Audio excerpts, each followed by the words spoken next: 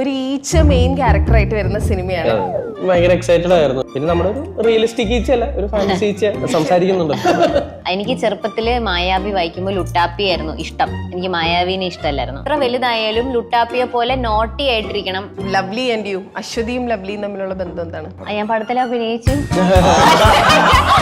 കുമ്പളങ്ങി എന്ന് പറഞ്ഞാൽ ആക്ച്വലി ഒരു 9 മണിയൊക്കെ ആകുമ്പോൾ തന്നെ ഷട്ട് ഡൗൺ ആവുന്ന ഒരു സ്ഥലമാണ്. എല്ലാവരും വീട്ടിൽ കയറി രാത്രി ഒരു അയിലക്കറിയെ കൂട്ടി ചോറ് തിന്ന് ഇറങ്ങി അങ്ങനത്തെ ഒരു സ്ഥലം. ഇപ്പൊ ഭയങ്കര തിരക്ക. മലയാളി ബീങ് എ ബംഗാളി ഇല്ലേ, അത് അത്ര എളുപ്പമല്ലല്ലോ. ലിറ്റിൽ ഹാർട്സിലെ ബംഗാളി ലുക്ക് വെച്ച് ഓക്കെ, അതാ ലുക്ക് ഹെയർ ഒക്കെ അല്ല അങ്ങനെ.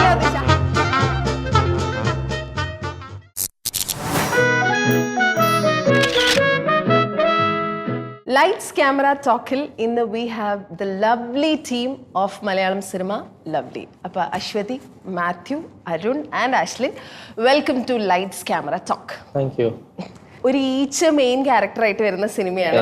3D സിനിമയാണ്. വെക്കേഷന് പിള്ളേർക്കും കൂടെ നല്ല ആസ്വദിച്ച് കാണാൻ പറ്റുന്ന സിനിമയാണ്. ഇതിന്റെ ആദ്യത്തെ ഔട്ട്ലൈൻ കേൾക്കുമ്പോൾ കിട്ടുന്ന ഒരു എക്സൈറ്റ്മെന്റ് ഉണ്ടല്ലോ, നമ്മൾ യൂഷ്വലി നമ്മൾ മലയാളത്തിൽ അങ്ങനെ കാണാത്ത ടൈപ്പ് ഒരു സിനിമയാണല്ലോ. എങ്ങനെയുണ്ടായിരുന്നു? ഭയങ്കര എക്സൈറ്റഡ് ആയിരുന്നു. ഇങ്ങനത്തെ ഒരു ക്യൂരിയസ് ആയിരുന്നു, ഇത് എങ്ങനെ അച്ചീവ് ചെയ്തെടുക്കും. സീനുകളൊക്കെ കഥയൊക്കെ കേട്ടപ്പോഴായാലും ഇത് എങ്ങനെയായിരിക്കും ഈ സീൻ ഷൂട്ട് ചെയ്യാൻ പോവാന്നുള്ളൊരു ക്വസ്റ്റ്യൻ ഉണ്ടായിരുന്നു. 3D എന്നുള്ളതൊരു പോസ്റ്റ് പ്രൊഡക്ഷനിൽ സമയത്തുണ്ടായ ഒരു പ്ലാൻ. നമ്മൾ ഷൂട്ട് ചെയ്തതൊന്നും 3Dയിലല്ല, കൺവേർട്ട് ചെയ്യുവാണ് 3D. അപ്പൊ അത് പോസ്റ്റില് എന്താ ഈച്ചേനെയൊക്കെ നമ്മള് 3D ചെയ്യുന്നു, അനിമേറ്റ് ചെയ്യുന്നുള്ള VFX പരിപാടിയൊക്കെ ആയിട്ട് കുറച്ചും കൂടെ 3D കൺവേർട്ട് ചെയ്യുമ്പോഴും ആ സെയിം ക്വാളിറ്റി അച്ചീവ് ചെയ്യാൻ പറ്റുമായിരിക്കും. അപ്പം അങ്ങനെ ഉണ്ടായ ഒരു പ്ലാൻ. അപ്പൊ അത് കൂടുതൽ എക്സൈറ്റിംഗ് ആയി. ഒരു 3D സിനിമയുടെ ഭാഗമാകാൻ പറ്റുന്നത് ഭയങ്കര ഒരിക്കലും. ഇപ്പൊ ഈ പറഞ്ഞ മാതിരി നമ്മൾ സാധാരണക്കാർക്ക് തോന്നുന്ന ഒരു ചോദ്യമാണ്, മാത്യുവിന്റെ കോൺവെർസേഷൻ കൂടുതലും ഉണ്ടാകുന്നത് ഈച്ചയുമായിട്ടാണ് അല്ലെ? എല്ലാവരുമായിട്ടും ഉണ്ടല്ലോ.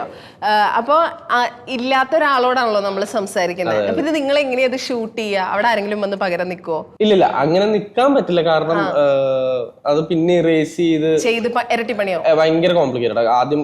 ബിക്കോസ് ആദ്യത്തെ ഒരു പ്ലാൻ എന്താണെന്ന് വെച്ചാൽ ഒരു സ്ട്രിങ്ങിൽ എന്തെങ്കിലും ഒരു പോയിന്റ് അറ്റാച്ച് ചെയ്ത് അതിന് മൂവ് ചെയ്യാം എന്നുള്ളതൊക്കെ ആയിരുന്നു ഒരു പ്ലാൻ. അപ്പൊ അതും അതിന്റെ ഷാഡോ വരും, അത് ഇറേസ് ചെയ്യണം, ഷാഡോ ഇറേസ് ചെയ്യണം. അപ്പൊ ഭയങ്കര പ്രശ്നമാവും. അപ്പൊ അതുകൊണ്ട് ഇപ്പൊ പ്രത്യേകിച്ച് ഒന്നും ഉണ്ടായിരുന്നില്ല. നമ്മള് ഡയറക്ടർ, സിനിമാറ്റോഗ്രാഫർ ആഷിക്കേട്ടൻ, ദിലീഷേട്ടൻ, നമ്മുടെ VFXും CGIയും ചെയ്ത അനീഷ് ഷൂട്ടി ഉണ്ട്. അപ്പൊ ഞങ്ങൾ ഇത്രയും പേരുണ്ടാവും. പിന്നെ ഉണ്ണിച്ചേച്ചി ഉണ്ടാവും. ഉണ്ണിമായ ചേച്ചിയാണ് സൗണ്ട് ചെയ്തത്. കാരണം ചുമ്മാ ആരെങ്കിലും ഡയലോഗ് വായിച്ചിട്ട് കാര്യമില്ല, കാരണം അത്രയും സീനുകളായോണ്ട്. ഉണ്ണിമായ ചേച്ചി വന്നിട്ട് ഒരു ആക്ടർ എങ്ങനെയാണോ ഒരു സീൻ ചെയ്യുന്നത് അതേ എഫേർട്ടും വർക്കും എടുത്തിട്ട് തന്നെ ചേച്ചിയും വന്നിട്ട് സീൻ. കാരണം ആ മോഡുലേഷനിലായിരിക്കും. അപ്പൊ അതിൽ നമുക്ക് പെർഫോമൻസ് ബെറ്റർ ആക്കാൻ പറ്റും. അപ്പൊ ഞങ്ങളെല്ലാരും ഉണ്ട്. അപ്പൊ ഞങ്ങളെല്ലാരും തീരുമാനിക്കും ഈ ഡയലോഗ് പറയുമ്പോൾ ഈ ഇന്നൊരു മൂമെന്റ് ആയിരിക്കും എടുക്കുന്നുണ്ടാവും, അല്ലെങ്കിൽ ഇവിടെ വന്നിരിക്കും.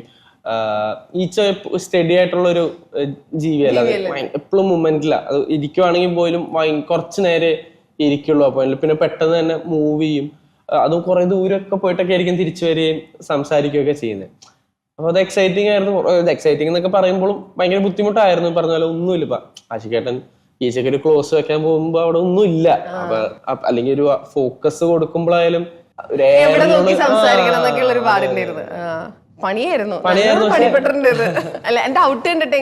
ഹാപ്പിയാണ്. നമ്മള് ഷൂട്ട് ചെയ്യുമ്പോൾ നമ്മളത് ഷൂട്ട് ചെയ്ത് കഴിഞ്ഞിട്ട് അത് റഫായിട്ടൊക്കെ ഇങ്ങനെയൊക്കെ വരുന്നത് നമുക്ക് അനുഷേട്ടൻ കാണിച്ചു തരുമായിരുന്നു.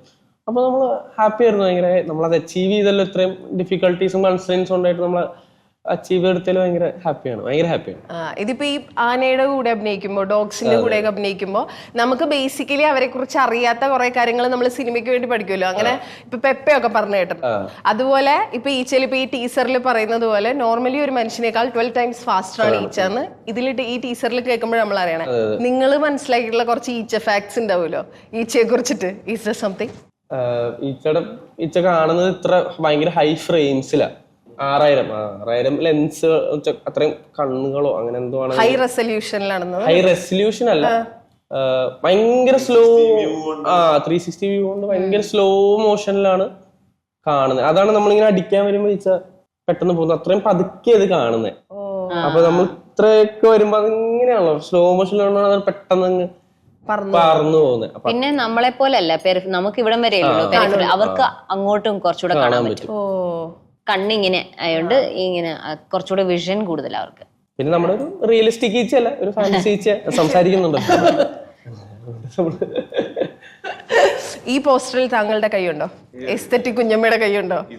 നമ്മളെ ഇപ്പം നമ്മുടെ ജോലിയുടെ ഭാഗമാണല്ലോ, ഇപ്പൊ ആക്ടിങ് പോലെ തന്നെ ഈ പോസ്റ്റർ എന്ന് പറയുന്നത് ജോലി ആയതുകൊണ്ട് ഉറപ്പായിട്ടും ഓരോ സിനിമയുടെയും പോസ്റ്റർ ഇറങ്ങുമ്പോൾ നമ്മളിത് ശ്രദ്ധിക്കുമല്ലോ, വേറെ ആളുകളുടെ വർക്ക് ശ്രദ്ധിക്കുമല്ലോ. അപ്പൊ അതർ ദാൻ എസ്തെറ്റിക് കുഞ്ഞമ്മയുടെ വർക്കുകൾ ശ്രദ്ധിച്ചിട്ടുള്ള ഭയങ്കര ക്യാച്ചി ആയിട്ട് തോന്നിയിട്ടുള്ള പോസ്റ്റേഴ്സ് ഏതൊക്കെയാ? ഈ അടുത്തിറങ്ങിയ എനിക്ക് കുറച്ചു നാളായിട്ട് മുന്നേ കണ്ടതിൽ അജഗജാന്തരത്തിന്റെ പോസ്റ്റർ ഭയങ്കര ഇഷ്ടമായി. എന്റെ ഒരു ഫ്രണ്ടാണ് അത് ചെയ്തത്. അത് അടിപൊളിയായിരുന്നു. പിന്നെ റൊമാൻസിന്റെ ഒക്കെ പോസ്റ്റർ ഭയങ്കര പ്രിന്റ് ഒക്കെ ഭയങ്കര അടിപൊളി. അങ്ങനത്തെ കുറെ ശ്രദ്ധിക്കാറുണ്ട്. മാർക്കോടെ പോസ്റ്റേഴ്സ് അടിപൊളിയായിരുന്നു. ലവ്ലിയുടെ പോസ്റ്റേഴ്സ് എനിക്ക് ഭയങ്കര ഇഷ്ടമാണ്. എല്ലാം ശ്രദ്ധിക്കും. നല്ല അടിപൊളിയാ. ഓക്കെ, ഈ എസ്തെറ്റിക് കുഞ്ഞുമ്മ എന്നുള്ള വാക്ക് കേൾക്കുമ്പോൾ നമ്മള് ഓഫ് കോഴ്സ് ഇതൊരു serious but not so serious ഒരു പേരാണ്, ഭയങ്കര ക്രിയേറ്റീവ് ആയിട്ടുള്ള ഒരു പേരാണ്. പക്ഷെ നമ്മൾ ചെയ്യുന്നത് വളരെ സീരിയസ് ആയിട്ടുള്ള ഒരു ജോലിയാണ്. അപ്പൊ ഈ പേര് സെലക്ട് ചെയ്യുമ്പോൾ ഉണ്ടല്ലോ, ഈ ജോലിക്ക് ഇതൊരു മിസ്മാച്ച് ആവോ, ഇതൊരു പണിയാവോ, ആളുകൾ നമ്മളെ സീരിയസ് ആക്കാണ്ടിരിക്കുവോ, ആ തോന്നലുണ്ടാവുമല്ലോ? അങ്ങനെ ജോലിക്ക് വേണ്ടി ഇട്ട പേരായിരുന്നില്ല, ഒരു ഫൺ ഇൻസ്റ്റാഗ്രാം പേജ് ആയിരുന്നു. അങ്ങനെ ഇട്ട് പിന്നെ ജോലിയിലേക്ക് കടന്നതാ. ഫാൻ മെയ്ഡ് പോസ്റ്റേഴ്സ് ചെയ്യുന്ന ടീമിന് ആ ഒരു പേര് റെലവെന്റ് ആണെന്ന് തോന്നി. പിന്നെ നമ്മുടെയൊക്കെ ഒരു വൈബും അങ്ങനെയാണ്, ഭയങ്കര വർക്കി പരിപാടി. നമ്മൾ പക്ഷെ ഇന്റർനാഷണൽ സാധനങ്ങൾ റെഫർ ചെയ്യുന്നുണ്ട്. അപ്പൊ അതൊരു മിക്സ് നല്ല രസമായിട്ട് തോന്നി, അതുകൊണ്ട് പിടിച്ചതാണ് അങ്ങനെ. അപ്പൊ ഇതിപ്പോ ഇപ്പൊ സീരിയസ് വർക്കുകളാണല്ലോ, ഇപ്പൊ ഭ്രമയുഗം പോലെ അങ്ങനത്തെ വലിയ വലിയ മൂവീസിന്റെ പാട്ടാണ്. അപ്പൊ ഈ പേര് മാറ്റണോ അങ്ങനെ ഒരു തോട്ട് വന്നിട്ടില്ല? ഇല്ല, ഇനീഷ്യൽ ടൈമിൽ പടങ്ങൾ ചെയ്യാൻ തുടങ്ങിയപ്പോ കുറച്ച് ഡയറക്ടേഴ്സ് പറഞ്ഞിട്ടുണ്ട് ഈ പേര് എങ്ങനെയാണ് ഒരു പോസ്റ്റർ വെക്കുന്നത്, മാറ്റാ നല്ല പേര് ഇടാന്ന്. പക്ഷെ പിന്നെ ആൾക്കാർ പറയുന്നത് ആ പേര് നിങ്ങളെ ഐഡന്റിറ്റി, അത് ഓർത്തിരിക്കുന്നുണ്ട്, അത് രസമായി എന്നൊക്കെ. അപ്പം അതിലങ്ങ് സ്റ്റിക്ക് ഓൺ ചെയ്യാന്നുള്ള, നമ്മൾ ക്വാളിറ്റി വർക്ക് ചെയ്താൽ നമ്മുടെ പേര് പിന്നെ പേരിലൊന്നും പ്രത്യേകിച്ച് കാര്യമില്ല. പക്ഷെ ഇറ്റ് ഇസ് നൈസ്, നല്ല പേരാണ്, നല്ല രസമുള്ള ഒരു യുണീക് പേരാണ്. അതുപോലെ ഈ ലുട്ടാപ്പി യോഗയായിട്ട് എന്താ ബന്ധം? ലുട്ടാപ്പി യോഗയുടെ ആള് തന്നെ പറ, യോഗി.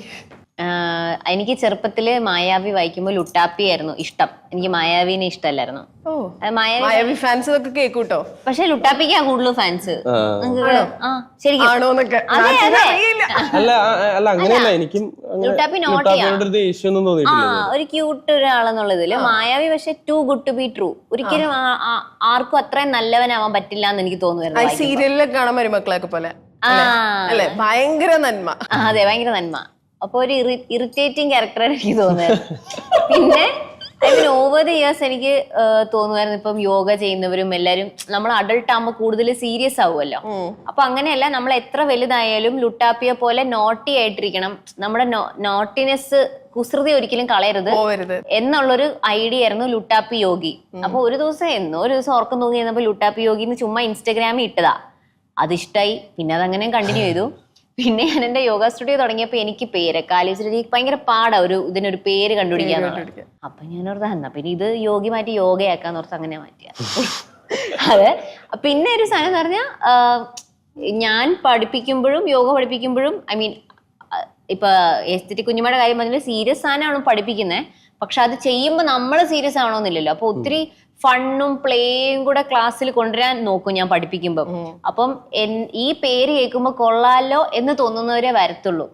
അല്ലെങ്കിൽ അവര് ഭയങ്കര ഒരു സ്പിരിച്വൽ അല്ലെങ്കിൽ ഒരു സംസ്കൃത പേര് അല്ലെ അങ്ങനെയൊക്കെ, യൂഷ്വലി യോഗ സ്റ്റുഡിയോസിനൊക്കെ അങ്ങനത്തെ ഒരു പേരാണല്ലോ, അത് എക്സ്പെക്ട് ചെയ്യുന്നവർ വരത്തില്ല. അപ്പൊ നമ്മളായിട്ട് വൈബ് മാച്ച് ആവുന്നവർ വരും ക്ലാസ്സിന്. അങ്ങനെ ഒരു ഗുണവും കൂടെ ഉണ്ട്. ഓക്കെ, അപ്പൊ what is your relation between Lovely and you? അശ്വതിയും ലവ്ലിയും തമ്മിലുള്ള ബന്ധം എന്താണ്? ഞാൻ പടത്തിൽ അഭിനയിച്ചു. അതെനിക്കറിയില്ലായിരുന്നു. ക്യാരക്ടറായിട്ടോ എനിക്ക് ആക്ച്വലി ലവ്ലിയുടെ സീൻസ് ഇല്ല ഈ പടത്തില്. സീൻസ് ഞാൻ ലവ്ലി ആയിട്ടൊരു ബന്ധവും ഇല്ല. അതാണ് അതിന്റെ ആദ്യത്തെ ഫസ്റ്റ് പോയിന്റ്. അതാണ് ഫസ്റ്റ്. അതെ അതെ. സെക്കൻഡ് നമുക്ക് ക്യാരക്ടറിനെ കുറിച്ച് അറിയാം. എന്റെ ക്യാരക്ടർ എനിക്ക് ഭയങ്കര ഫണ്ണായിരുന്നു അതിൽ അഭിനയിക്കാനായിട്ട്. എന്റെ സീൻസ് കൂടുതലും പ്രശാന്ത് മുരളിയായിട്ടാ. പുള്ളിക്കാരി ഭയങ്കര ധൈര്യമുള്ള ഒരാളൊക്കെയാണ്. അപ്പം ഈ പ്രശാന്ത് മുരളിയുടെ ക്യാരക്ടറിനോട് ഒരു ഇഷ്ടവും ഒരു സോഫ്റ്റ് കോർണറും ഉള്ള ഒരു ഇതാണ്. എനിക്ക് കൂടുതൽ അതിലേക്ക് പറഞ്ഞ കഥയിലോട്ട് നമ്മൾ കേറിപ്പോകും, അതുകൊണ്ടാണ് എനിക്ക് പറയാൻ ബുദ്ധിമുട്ട്. പക്ഷെ പടം കാണുമ്പോൾ മനസ്സിലാവും. എനിക്ക് ഭയങ്കര രസമായിരുന്നു. എന്തുകൊണ്ടാണ് ഞാൻ ഒരുപാട് പറയാത്തതെന്ന് പടം കാണുമ്പോൾ അതെ മനസ്സിലാവും. അതെ അതെ അതെ. പിന്നെ നമ്മൾ ഇതില് മീറ്റർ ഇപ്പം കൂടുതലും നമ്മൾ ഭയങ്കര റിയലിസ്റ്റിക് സിനിമയിൽ അഭിനയിക്കുമ്പോൾ മീറ്റർ ഇച്ചിരി താഴെയാണല്ലോ. പക്ഷെ ഇതില് നമുക്ക് കുറച്ചുകൂടെ കാരിക്കേച്ചറിഷ് ആയിട്ടാണ് അഭിനയിച്ചിരിക്കുന്നത്, ഇച്ചിരി കൂടെ ലൗഡ്. ലൗഡായിട്ട്. അപ്പൊ ആസ് എൻ ആക്ടർ എനിക്ക് ഭയങ്കര ഇഷ്ടമാണ് അങ്ങനെ അഭിനയിക്കാൻ. അപ്പൊ നമുക്ക് നമ്മളുടെ ബോഡി ഉപയോഗിക്കാം, എക്സ്പ്രഷൻസ് ഉപയോഗിക്കാം. അതാണ് ഞാൻ ഇതിൽ ഏറ്റവും എൻജോയ് ചെയ്തത്. പിന്നെ ഇതില് ടീം മൊത്തം ആണെങ്കിൽ പോലും ഇപ്പൊ നമ്മളിപ്പം ഒരു സാധനം അഭിനയിക്കുമ്പം നമ്മൾ മൂവ് ചെയ്യുന്ന അനുസരിച്ച് ആഷിക്കേട്ടൻ ലൈക്ക് ക്യാമറയുടെ എല്ലാം എനിക്കത് ഒരു ഭയങ്കര സിങ്ക് ഫീൽ ചെയ്തിരുന്നു ഈ പടത്തിൽ അഭിനയിച്ചപ്പം. അത് എപ്പോഴും കിട്ടാറില്ല എന്ന് തോന്നി. Aashiq Abu as the DOP എങ്ങനെയുണ്ടായിരുന്നു? അടിപൊളിയാ. ആസ് എ ഡയറക്ടർ ഈ പറഞ്ഞ പോലെ നമുക്ക് എല്ലാവർക്കും അറിയാലോ, പക്ഷെ ആസ് എ DOP എങ്ങനെയുണ്ടായിരുന്നു? ഭയങ്കര അടിപൊളിയായിരുന്നു. ഇപ്പൊ റൈഫിൾ ക്ലബ്ബ് നമ്മുടെ ഇവിടെ ആദ്യം ഷൂട്ട് ചെയ്തായിരുന്നു. ലൗലിയാണ് ആഷിഖിന്റെ ഫസ്റ്റ് വർക്ക്. ഇപ്പൊ റൈഫിൾ ക്ലബ്ബ് കണ്ടപ്പോ എല്ലാവർക്കും ഒരു ഐഡിയ കിട്ടിയിട്ടുണ്ടാവുമല്ലോ.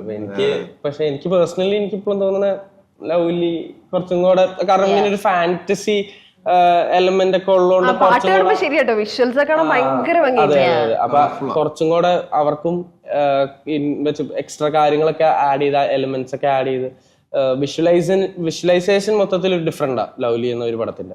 അപ്പൊ അതിൽ കുറെ പുതിയ കാര്യങ്ങൾ ശ്രമിച്ചിട്ടുണ്ട്. അതൊരു ഫസ്റ്റ് പടമായിട്ട് ചെയ്യുമ്പോൾ ഭയങ്കര ഭയങ്കര ബ്യൂട്ടിഫുൾ. ലൈറ്റിലൊക്കെ കുറെ ഡിഫറൻസും ലൈറ്റിനൊക്കെ ഇൻവോൾവ് ചെയ്യിപ്പിക്കാൻ നോക്കിയിട്ടുണ്ട് മൊത്തത്തിൽ. അപ്പൊ ഭയങ്കര എക്സൈറ്റിംഗ് ആക്ച്വലി ഇതിന്റെ ഒരു വിഷ്വൽ. അപ്പൊ എല്ലാരും പറയുന്നുണ്ട്, ഇപ്പൊ ടീസർ വന്നിട്ടാണെങ്കിലും ഇപ്പൊ ഈ സോങ് വന്നപ്പോഴും വിഷ്വലി കാണാൻ നല്ല രസമുണ്ട്. ശരിയാ, കാണാൻ നല്ല ഭംഗിയുണ്ട്. അശ്ലിൻ എന്തൊക്കെയുണ്ട്? കുട്ടി വലുതായിരിക്കണു. ഞാൻ ആദ്യം അവിടെ ചേട്ടപ്പോ മനസ്സിലായത് ഇത് തണ്ണീർമത്തിൽ കണ്ട കൊച്ചല്ല, കുമ്പളങ്ങിയിൽ കണ്ട കൊച്ചല്ലോ എന്ന്. ആ ഒരു ലുക്കേ ആള് ഭയങ്കര മാറിപ്പോയോ. പറ ലവ്ലിയെ കുറിച്ച് പറയൂ. ലവ്ലി ഞാൻ ഒട്ടും എക്സ്പെക്ട് ചെയ്യാണ്ടിരുന്നപ്പോ കിട്ടിയ ഒരു പടമാണ്. കുമ്പളങ്ങിൽ വർക്ക് ചെയ്ത മിലിൻ തന്നെ ഉണ്ടായി. മിലിൻ തന്നെയാണ് ലവ്ലിയുടെയും കാസ്റ്റിംഗ്. മിലിൻ തന്നെ ഒരു ദിവസം പെട്ടെന്ന് വിളിച്ചിട്ട് എടാ ഇങ്ങനെ ഒരു പരിപാടി ഉണ്ട്, ഒന്ന് തൊടുപുഴ വരെ വരുമോ എന്ന് ചോദിച്ചപ്പോൾ ഞാൻ കയറിപ്പോയി. പിന്നെ അറിഞ്ഞില്ല ഇത്ര നല്ലൊരു പരിപാടിയാണ്. മൊത്തത്തിൽ അടിപൊളിയായിരുന്നു. ലവ്ലി ക്രൂ നല്ലൊരു എക്സ്പീരിയൻസ് ആയിരുന്നു. ആഷിഖേട്ടൻ ആദ്യമായിട്ട് ക്യാമറ ചെയ്യുമ്പോൾ അത് എക്സ്പീരിയൻസ് ചെയ്യുക എന്ന് പറഞ്ഞാൽ ഇറ്റ്സ് ലൈക്ക് എ ബ്ലെസ്സിങ് ആയിട്ട് എനിക്ക് തോന്നി. നല്ലൊരു അല്ല, what exactly is your plan? എന്താണ് ഡ്രീം? എനിക്ക് സിനിമ തന്നെയാണ് ഡ്രീം. പക്ഷെ ഇത്ര പെട്ടെന്നൊന്നും വേണ്ട. ഒരു പഠിച്ചിട്ട് പടത്തിലോട്ട് കയറിയാൽ മതി. അതും ബിഹൈൻഡ് ദ ക്യാമറ വർക്ക് ചെയ്യാനാണ് എനിക്ക് കുറച്ചും കൂടി താല്പര്യം. സിനിമാറ്റോഗ്രാഫി ഭയങ്കര അതാണ് ആഷിഖേട്ടന്റെ താല്പര്യമുള്ള ഫീൽഡാണ്. അപ്പൊ കുറച്ചും കൂടി പഠിച്ചിട്ട് സ്വന്തമായി എന്തെങ്കിലും ചെറിയ ചെറിയ പരിപാടികൾ ചെയ്ത് പഠിച്ച് പയ്യെ ഞാൻ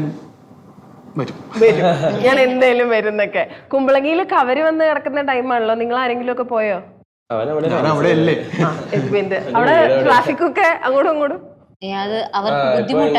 ഭയങ്കര ബുദ്ധിമുട്ടാ. കുമ്പളങ്ങി എന്ന് പറഞ്ഞാൽ ആക്ച്വലി ഒരു 9 മണിയൊക്കെ ആകുമ്പോ തന്നെ ഷട്ട് ഡൗൺ ആവുന്ന ഒരു സ്ഥലമാണ്.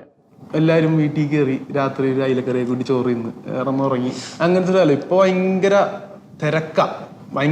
ആളുകളുടെ വീഡിയോസ് ഒക്കെ കാണുമ്പോ രാവിലെ 3:30 വെളുപ്പിനൊക്കെയാണ് ആൾക്കാര്. ഞാനൊക്കെ രാവിലെ എനിക്കറിയില്ല, അറിയാറില്ല. കളിക്കാനൊക്കെ ടർഫിലൊക്കെ പോകും. രാവിലെ പോകുമ്പോ അപ്പോഴും കവര് കാണാനായിട്ടാ. ഒരു ഉച്ചക്കൊക്കെ വന്നേക്കാം കവര് കാണാൻ വേണ്ടി. ഉച്ചക്ക് ഒരു കൂട്ടനെ കുറിച്ചിട്ട് കവരാണ് ഉച്ചക്ക്. അതൊരു പുത്തരിയല്ല. അല്ല, നിങ്ങൾ ആരെങ്കിലും പോയായിരുന്നോ? ഇനിയെപ്പോ ഓണം? ഇല്ല, സമയമുണ്ടല്ലോ എന്നൊക്കെ. മഴ പെയ്ത പക്ഷെ പോവും. ആണോ? ഈ കവറിനെ കുറിച്ച് ഞങ്ങൾക്ക് ഇപ്പൊ നമ്മള് കുമ്പളങ്ങിയിൽ കണ്ടിട്ടാണ് ആദ്യമായിട്ട് കവറിനെ കുറിച്ച് ഞാനൊക്കെ അറിഞ്ഞിട്ടില്ല. കവറിനെ കുറിച്ച് നമുക്കറിയാത്ത എന്തെങ്കിലും കാര്യങ്ങളുണ്ടോ? എനിക്കും അങ്ങനെ സയന്റിഫിക് ആയിട്ടൊന്നും അറിയില്ല. ഞാൻ ആദ്യമായിട്ട് കവര് കാണുന്നത് ആക്ച്വലി ഭയങ്കര ഒരു അൺഎക്സ്പെക്ടഡ് പരിപാടി. അത് പറയാൻ പറ്റുമോ? അങ്ങനെ പറയാൻ പറ്റാത്ത ഫ്രണ്ടിന്റെ ചാലുണ്ട്, ചാല വറ്റിക്കുന്ന ടൈം. അപ്പൊ ഞാൻ ഇപ്പം ആ ചാലിൽ പോയി ഇരുന്നിട്ടൊന്ന് മുള്ളാൻ മുട്ടിയപ്പോ ഒന്ന് പോയി മുള്ളിയതാ. ഇതെന്താ ബ്ലൂ കളർ? ഞാൻ വീട്ടിൽ വന്നിട്ട് അമ്മേനോടൊക്കെ പറഞ്ഞു, അമ്മ ഞാൻ ഇങ്ങനെ, അമ്മക്കും അറിയില്ല, ഡോക്ടറെ കാണിക്കുന്നു. അവസാനം അപ്പനോട് പറഞ്ഞപ്പോഴാ ആരെങ്കിലും മേടിച്ചു കേട്ടോ. ഞാൻ കുഞ്ഞാ ഇച്ചിരി വലുതായിട്ടുള്ള ഒരു 6-7 ക്ലാസ്. ഇതെന്താ ഇത് ബ്ലൂ കളർ മഞ്ഞപ്പിത്തൊക്കെ കണ്ടിട്ടുണ്ട്. അപ്പൊ അപ്പനോട് പറഞ്ഞപ്പോഴാ കാര്യം മനസ്സിലായത്, കവരാണ്, ഇങ്ങനെയൊക്കെയാണ് പരിപാടി. പിന്നെ ആദ്യത്തെ മെമ്മറി കൊള്ളല്ലേ. ഇപ്പൊ ഈ കുമ്പളങ്ങി പറയുമ്പോഴേ നിങ്ങൾക്ക് രണ്ടുപേർക്കും അത് ഭയങ്കര സ്പെഷ്യൽ ആയിട്ടുള്ള ഒരു സിനിമയാണല്ലോ. അപ്പൊ നിങ്ങൾ രണ്ടുപേരും ഓഫ് കോഴ്സ് കുറെ കാലങ്ങൾക്ക് ശേഷം മീറ്റ് ചെയ്യുമ്പോൾ എന്തായാലും കുമ്പളങ്ങിയെ കുറിച്ച് എന്തെങ്കിലും ഒക്കെ ഉണ്ടല്ലോ. എന്തെങ്കിലും ഒരു മെമ്മറി ഓർമ്മയുള്ളത് പറയോ കുമ്പളങ്ങി നൈറ്റ്സിനെ? കുമ്പളങ്ങിയിൽ ഇപ്പൊ നാഷണൽ ആയിട്ടുള്ള മെമ്മറി എന്ന് പറയുന്നത് എനിക്ക് കൂടുതലും നമ്മള് ഷൂട്ട് തുടങ്ങുന്നതിന് മുമ്പ് കുറെ അധികം ടൈം സ്പെൻഡ് ചെയ്തായിരുന്നു. ഞങ്ങൾ ഞങ്ങളൊരു 6-7 പേര് ഉണ്ടായിരുന്നു. ഞങ്ങൾക്കൊരു ക്യാമ്പെന്ന് അങ്ങനെ ഒരു ഇതല്ല, നമ്മളവിടെ വിളിച്ചു വരുത്തി അവര് ഫുൾ ചില്ലിപ്പിക്കുക, ഓരോ കാര്യങ്ങൾ പറഞ്ഞു തരിക എന്നൊക്കെ ഉള്ളൊരു. അപ്പൊ അങ്ങനെ കുറെ ടൈം സ്പെൻഡ് ചെയ്തത് നല്ലൊരു സ്പെഷ്യൽ മൂമെന്റ് ആയിരുന്നു. പിന്നെ പറഞ്ഞ രണ്ടുപേരുടെയും ആദ്യത്തെ പടമാണല്ലോ, അപ്പൊ ഡെഫിനറ്റ്ലി ഭയങ്കര സ്പെഷ്യലാണ്. കുമ്പളങ്ങിയില് ഈ പറഞ്ഞ പോലെ ഞാൻ കേട്ടിട്ടുണ്ട് രാജേഷ് ചേട്ടനും ഉണ്ണിമായ ചേച്ചിയും കൂടാണ് ആക്ച്വലി ഗുരുക്കന്മാരെന്ന് പറയാൻ പറ്റുന്ന മെന്റർ ചെയ്തിരുന്നത് നിങ്ങളെ.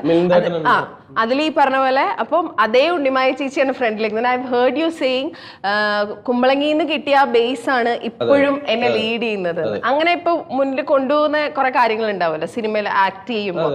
അപ്പൊ ബഡിങ് ആക്ടേഴ്സിന് ഉൾപ്പെടെ ഹെൽപ്ഫുൾ ആവുന്ന അങ്ങനെ ടേക്ക് അവേ ചെയ്തിട്ടുള്ള എന്തെങ്കിലും കാര്യങ്ങളുണ്ടോ അവര് പറഞ്ഞു തന്നത്? അങ്ങനെ എനിക്കറിയില്ല. ഇപ്പൊ എനിക്ക് മനസ്സിലായത് ഞാൻ പറഞ്ഞത് ചിലപ്പോ അത് ആൾക്കാർക്ക് എങ്ങനെ ക്ലിക്ക് ആവും, അല്ല എന്റെ ഒരു അണ്ടർസ്റ്റാൻഡിങ് ആണല്ലോ അത്.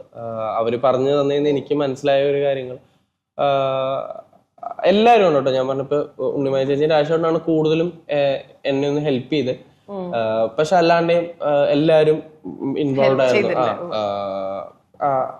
എനിക്ക് അന്ന് അത്രയും ക്ലിയർ ആയിട്ട് മനസ്സിലായിരുന്നു, കാരണം ഫസ്റ്റ് പടമായിരുന്നു. അപ്പൊ അവര് പറഞ്ഞ എല്ലാം എനിക്കും ഫുള്ളി ഒരു പുതിയ ലോകം. അപ്പൊ അവര് പറഞ്ഞ കാര്യങ്ങൾ ഫുള്ളി എനിക്ക് അന്ന് മനസ്സിലാക്കാനുള്ള ഇതുണ്ടായിരുന്നില്ലായിരുന്നു. പക്ഷെ ആസിൻ പടങ്ങൾ ചെയ്തോണ്ടിരിക്കുമ്പോഴൊക്കെയാണ് പിന്നെ അതിങ്ങനെ മനസ്സിലാവുന്നത്. പിന്നെ എപ്പോഴും ഉണ്ടത്. അപ്പൊ അതിലാണ് ഞാൻ ബിൽഡ് ചെയ്യുന്നത്. അല്ലെങ്കിൽ ഓരോ കാര്യങ്ങൾ പഠിക്കുമ്പോഴൊക്കെ ആയാലും അതിന്നാണ് ഞാൻ ബിൽഡ് ചെയ്തൊക്കെ വന്നത്. ഇപ്പം ആസ് എൻ ആക്ടർ മാത്യുവിൽ വരുന്ന ഒരു ഗ്രോത്ത് ഉണ്ടല്ലോ. അതായത് കുമ്പളങ്ങിയിൽ കണ്ട ആളെയല്ല നമ്മൾ പിന്നെ ഇപ്പൊ ബ്രോമാൻസിൽ കണ്ടിട്ടുള്ള വളരെ ലൗഡ് ആയിട്ടുള്ള ഒരു മാത്യുവിനെ. അപ്പൊ അതുപോലെ വ്യത്യാസങ്ങൾ വരുന്നുണ്ട്. ആൻഡ് മാത്യു വർക്ക് ഷോപ്പുകളൊക്കെ അറ്റൻഡ് ചെയ്യുന്ന ആളാണ്. ഈ നമ്മൾ ആക്ടിങ് ഇപ്പം പഠിക്കാൻ പറ്റില്ല എന്നൊക്കെ ആൾക്കാർ പറയും, പക്ഷെ പഠിക്കാനും അതിന് വേണ്ടി ട്രൈ ചെയ്യുന്ന ആൾക്കാരുണ്ടല്ലോ. അപ്പൊ ഈസ് ഇറ്റ് പോസിബിൾ ആക്ടിങ് പഠിക്കുക എന്ന് പറയുന്നത്? പഠിക്കാന്നല്ല, നമ്മളിപ്പോ ഒരു കാര്യം ഇങ്ങനെ കുറെ വട്ടം അറിയാത്ത കാര്യം ചെയ്തോണ്ടിരിക്കുമ്പോൾ നമ്മളത് പഠിക്കും. പിന്നെ അതിൽ വർക്ക് ചെയ്തുകൊണ്ടിരിക്കുമ്പോൾ നമുക്കത് പോളിഷ് ചെയ്തതിനൊരു ബെറ്റർ ഒരു ഗുഡ് സ്റ്റേറ്റിൽ എത്തിക്കാൻ പറ്റും. അപ്പൊ നമ്മൾ എന്തോരം എഫേർട്ട് ഇടുമോ നമുക്ക് അത്രയും റിസൾട്ട് കിട്ടും. അതുപോലെ ലോകധർമ്മിയിലെ ആളെന്ന രീതിയിൽ ലോകധർമ്മിന്ന് കിട്ടിയുള്ള ഒരു എക്സ്പീരിയൻസ് ഉണ്ടല്ലോ. ഇറ്റ്സ് കംപ്ലീറ്റ്ലി ഡിഫറെന്റ് തിയേറ്റർ എന്ന് പറയുന്നത്, ബട്ട് സ്റ്റിൽ അതിൽ നിന്ന് കിട്ടുന്ന ഒരു എക്സ്പീരിയൻസ് ഉണ്ടാവല്ലോ, അത് ഹെൽപ്പ് ചെയ്യില്ലേ? ഉറപ്പായിട്ടും. അവിടെ നമ്മൾ പഠിപ്പിക്കുന്നത് മെയിൻലി സ്പേസ് എങ്ങനെ യൂസ് ചെയ്യണം, മറ്റു ആക്ടേഴ്സിൽ നിന്ന് എന്തെടുക്കണം, തിരിച്ചു കൊടുക്കണം, അങ്ങനത്തെ ഒക്കെ ചെറിയ ബേസ് പിന്നെ നമ്മൾ അറിയാണ്ടതങ്ങ് യൂസ് ചെയ്യും. ഇപ്പം എന്താ ഈസിലി പറയണത്, നമ്മൾ മാസ്ക് ആവരുത്, വേറെ ആളുടെ പുറകെ പോയി നിൽക്കരുത്. അതിപ്പോ ക്യാമറ ഉള്ളപ്പോഴും നമ്മളൊന്ന് വന്ന് നിൽക്കാൻ കോൺഷ്യസ്ലി ചെയ്യാൻ പറ്റണം എന്നൊക്കെ പറയുന്നത് അവിടെ നിന്ന് നമുക്ക് കിട്ടും. ബേസിക് കാര്യങ്ങൾ. അത് നമ്മൾ ചെറുപ്പം തൊട്ട് പറയും, സ്റ്റേജിൽ കയറിയ തിരിഞ്ഞു നിൽക്കരുത്, അല്ലെങ്കിൽ വേറൊരു ആക്ടറെ ബാക്കിൽ പോയത്, അവരെ മാസ്ക് ചെയ്യരുത്, അവര് പറയുമ്പോൾ ഓവർലാപ്പ് ചെയ്യരുത്, അണ്ടർസ്റ്റാൻഡിങ് ഉണ്ടാവണം. ഇതൊക്കെ ചെറുപ്പം തൊട്ട് നമ്മൾ പഠിപ്പിക്കും. അത് പക്ഷെ ഇവിടെ വന്ന് നിൽക്കുമ്പോഴത്തേക്ക് താനെ ഇപ്പൊ എങ്ങനെ വന്ന് അങ്ങനെയൊക്കെ ഉള്ള ഓട്ടോമാറ്റിക് ആയിട്ട് വരുന്നത് അത് കിട്ടുന്നത് ഭയങ്കര വലിയ കാര്യം. ഇത് ഈ മലയാളി ബീങ് ബംഗാളി ഇല്ലേ, അതത്ര എളുപ്പമല്ലല്ലോ. ലിറ്റിൽ ഹാർട്സിലെ ബംഗാളി ലുക്ക് വെച്ച് ഓക്കെ, അതാ ലുക്ക് ഹെയർ ഒക്കെ വെച്ചിട്ട് അല്ല അങ്ങനെയല്ല ഉദ്ദേശിച്ച, ഹെയർ ഒക്കെ വെച്ച് കഴിഞ്ഞപ്പോ ഏതാണ്ടൊന്ന് സെറ്റായി, നമുക്ക് സെറ്റ് ആക്കാം. നമ്മൾ അങ്ങനത്തെ പയ്യന്മാരെയൊക്കെ ചിലപ്പോൾ കണ്ടിട്ടുണ്ടാവും. പക്ഷെ ആ ലാംഗ്വേജ് ഡയലക്ട് പിടിക്കാന്നുള്ളത് അത്ര എളുപ്പമല്ലല്ലോ. അത് അങ്ങോട്ടും ഇങ്ങോട്ടും മാറിപ്പോയി കഴിഞ്ഞാൽ ഭയങ്കര ഓവറാവില്ലേ? അത് എങ്ങനെയാ ചെയ്തത്? ഞാൻ ആദ്യം പോയപ്പോഴൊന്നും എനിക്ക് ലാംഗ്വേജ് അറിയില്ല, മനസ്സിലാവുന്നില്ല. അവര് റൈറ്റ് ചെയ്തേക്കുന്നത് ഏകദേശം അങ്ങനെ. ഞാൻ ചെന്നപ്പോഴൊക്കെ ഞാൻ ചെയ്യാൻ നോക്കി ഭയങ്കര ഓവറൊക്കെ ആയിപ്പോയി. അപ്പൊ അവര് മാറ്റിപ്പിടി തിരിച്ചുപിടി. അപ്പൊ അവിടെ ഒരു വർക്ക്ഷോപ്പിൽ ഒരു പയ്യനുണ്ട്, അവനെയാണ് അഭിനയിപ്പിക്കാൻ വെച്ചിരുന്നത്. പക്ഷെ അവൻ എന്തോ സാഹചര്യത്തിൽ വന്നില്ല. ഞാൻ പിന്നെ വൈകുന്നേരം അതൊരു സ്ക്രാപ്പ് കടയാണ്, ഞാൻ വൈകുന്നേരം പോയി അവിടെ നിൽക്കുമായിരുന്നു ഈ പയ്യന്റെ ഒപ്പം വർക്ക് ചെയ്യാനും ഒക്കെ. അവന്റെ ഒപ്പം പോയി ചായ കുടിക്കാം. അവൻ പക്ഷെ എന്നെക്കാളും നന്നായിട്ട് മലയാളം സംസാരിക്കും. അതാ പ്രശ്നം. ബംഗാളി പഠിക്കാൻ പോയിട്ട് പക്ഷെ അവന്റെ ചില വാക്ക് പറയുമ്പോൾ അവൻ ഇപ്പോഴും അത് കിട്ടിയിട്ടില്ല, അവന്റെ ആ ഒരു വഴക്കം. അതും പിന്നെ ഞാൻ എന്റെ കയ്യിൽ നിന്ന് എന്തൊക്കെയോ ഇട്ടൊക്കെയാ സെറ്റ് ചെയ്ത്. അതിന്റെ റൈറ്റർ ഭയങ്കര ഹെൽപ്ഫുൾ ആയിരുന്നു.